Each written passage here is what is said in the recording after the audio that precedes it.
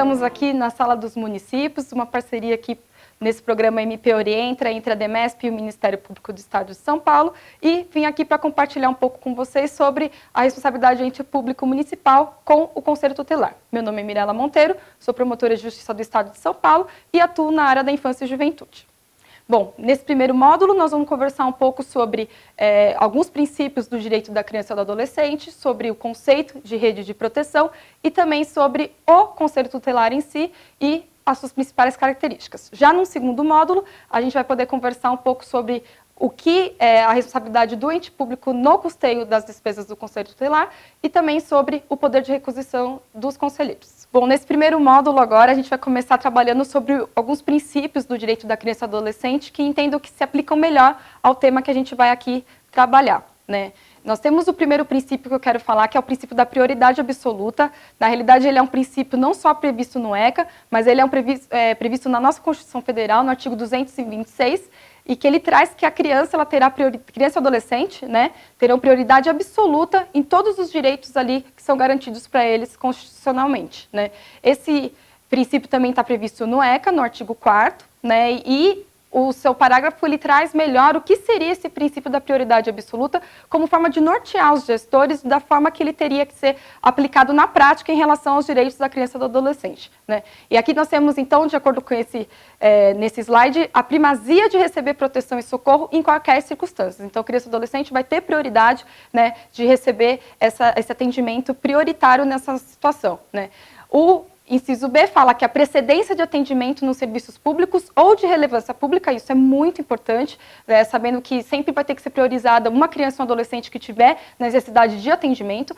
O inciso C fala da preferência na formulação e na execução de políticas sociais públicas, também é outro aspecto que é muito importante, que muitas vezes é esquecido pelos gestores. Então, se a gente tem duas políticas sociais que estão em conflito ali para decidir qual vai ser aplicada, tem que ser sempre prioritária aquela que atende o direito de uma criança e de um adolescente. E, por fim, a destinação privilegiada de recursos públicos nas áreas relacionadas com a proteção à infância e juventude. Esse aspecto é muito importante, pois muitas vezes é alegado que não existe verba suficiente, mas não pode não existir verba para quando for defesa de direito de criança e adolescente. Bom, os demais princípios que nós temos, como pode ser visto, tem condição da criança e adolescente como sujeito de direitos.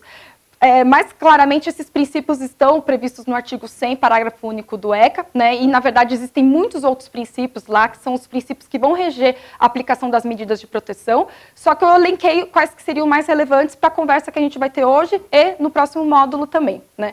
Então, temos o princípio da condição da criança e adolescente como sujeito de direitos. Essa foi uma alteração importante do Código de Menores para o Estatuto da Criança e do Adolescente, porque a criança e o adolescente deixaram de ser considerados objeto de direitos dos pais, das sociedades, e passaram a ser reconhecidos como titulares, efetivamente, de todos os direitos que estão lá previstos, né? Temos o direito à proteção integral e prioritária. A proteção integral significa que todos os direitos de todas as áreas em relação à criança, saúde, educação, moradia, tudo isso será atendido, então é uma proteção integral.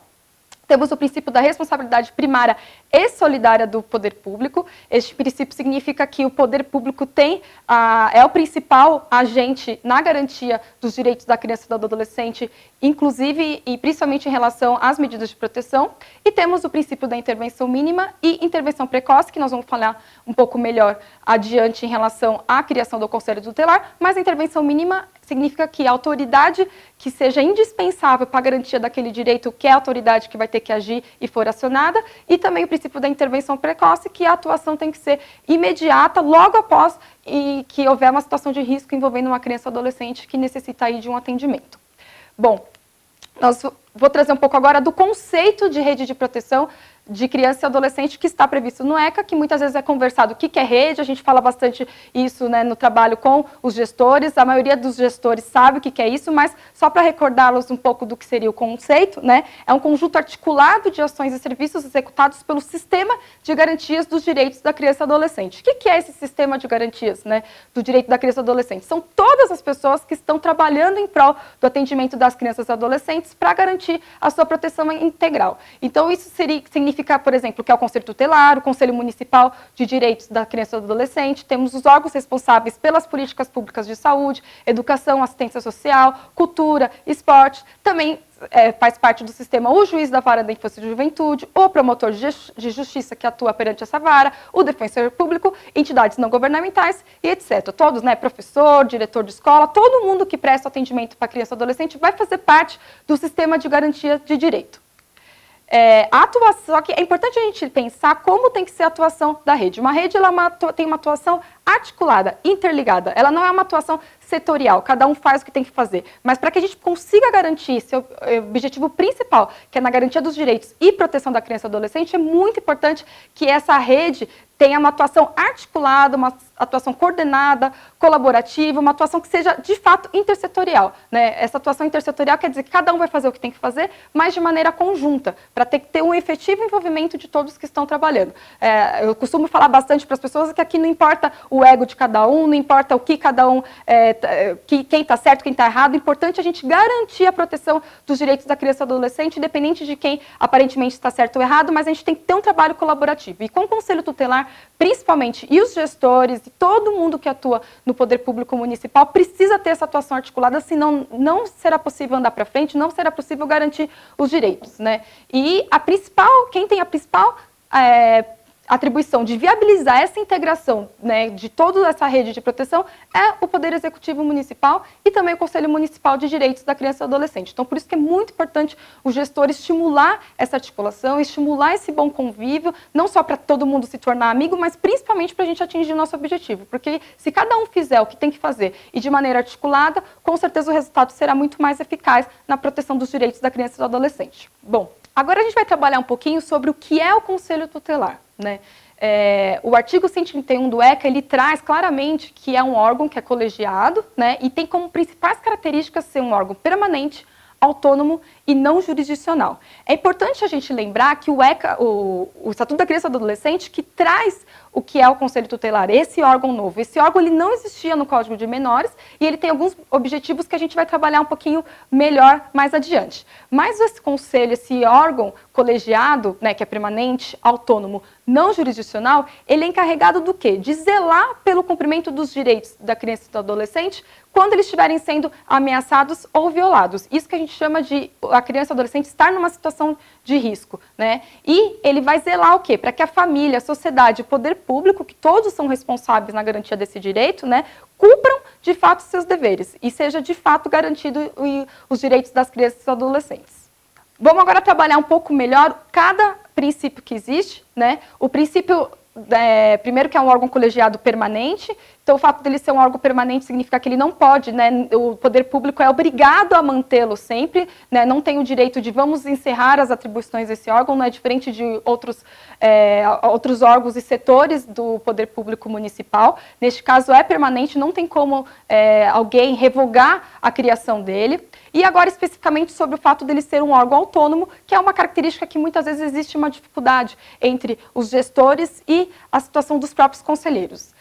Para cumprimento todas as atribuições do Conselho Tutelar, ele não necessita da autorização de outros agentes, de outras autoridades ou de outros órgãos públicos. Mas isso significa o quê? Que ele não vai precisar, antigamente, para poder garantir algum direito, havia necessidade de ser pedida autorização para o juiz da vara da infância e juventude, mas ele não tem essa necessidade porque ele não está subordinado a nenhum tipo de poder, nem ao poder executivo, ao poder legislativo e muito menos ao poder judiciário ou até mesmo ao Ministério Público. Ele é independente de todos os poderes, né? E quando ele for deliberar em matérias de sua competência, quando ele delibera, quando toma decisões nos limites da lei, ele não está sujeito a interferências externas, ou controle político, ou controle hierárquico. É importante agora a gente pensar que muita gente, as pessoas falam, o Conselho Tutelar então é um monstro, ele não tem nenhum controle, ele não está subordinado a ninguém. Isso não é verdade, né? O Conselho Tutelar, ele não está subordinado, mas ele é administrativamente vinculado ao Poder Executivo Municipal. Nós vamos trabalhar um pouco melhor sobre essa questão dessa vinculação em relação às despesas que o município tem em relação ao Conselho Tutelar, mas é importante lembrar que o conselheiro, ele presta conta, sim, dos seus atos. Ele tem que cumprir frequência, ele tem que cumprir horário, ele tem que desempenhar adequadamente as suas atividades, ele tem que ter observância da sua conduta pessoal, profissional, tem que ser adequada, né? Então isso significa que ele não vai poder fazer o que ele quiser e ninguém manda nele, né? Isso não é verdade. Ao mesmo tempo que também não é verdade que todo mundo manda no conselho tutelar. É interessante que quando a gente atua, né, toda hora vem alguém querer representar contra o conselheiro, falar, o conselheiro fez isso, deixou de fazer aquilo, e por isso que é importante nós sabermos das suas atribuições e não achar que todo mundo manda no conselho, né? Ao contrário, o conselho ele tem autonomia, mas a gente tem que lembrar que ele responde sim pelos atos dele, como a gente vai falar um pouquinho mais adiante, né? O conselho tutelar ele tem que responder a um regime administrativo disciplinar que ele vai estar estabelecido na lei municipal que criou o órgão, né? Então é obrigatório, como a gente já todo mundo sabe, os gestores sabem, tem que ter uma lei municipal que crie o conselho tutelar ou crie mais de um conselho tutelar, dependendo do número de habitantes da sua comarca, do seu município, mas é importante que tenha um regime disciplinar previsto nessa lei. Mas se não houver esse regime, como, né, infelizmente a gente vê em diversas previsões legais, não existe esse regime específico, né, ele vai responder, de acordo com a resolução 170 do CONANDA, da mesma forma que os servidores públicos municipais. Então ele vai ter que cumprir o estatuto do servidor público, né, em relação às sanções administrativas, como questões de conduta, sindicância, será da mesma forma. Mas o ideal realmente é que haja uma previsão específica que pode ser tanto pelo controle, né, administrativo ser exercido pelo CMDCA, que é o Conselho Municipal de Direitos, como pelo próprio gestor público municipal. E, né, não podemos deixar de esquecer que o conselho tutelar ele responde na esfera civil, criminal, né, ele é considerado funcionário público para fins de crimes contra a administração pública e também por improbidade administrativa, já que ele é considerado agente público para a aplicação da lei de improbidade.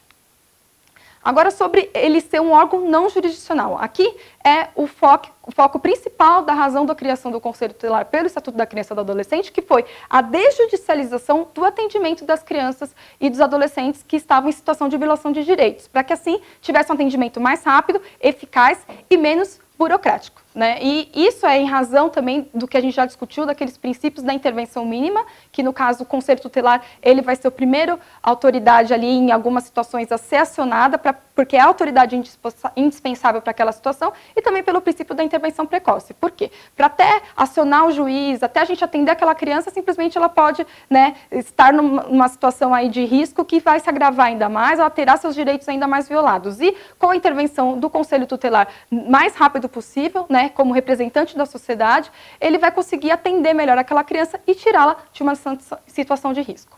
Bom, a gente conversou um pouquinho sobre esses princípios, né, e sobre a atuação do Conselho Tutelar e no próximo módulo nós vamos conversar mais especificamente sobre a responsabilização dos entes municipais pelas despesas do Conselho Tutelar e também sobre o poder de requisição deste órgão. Muito obrigada.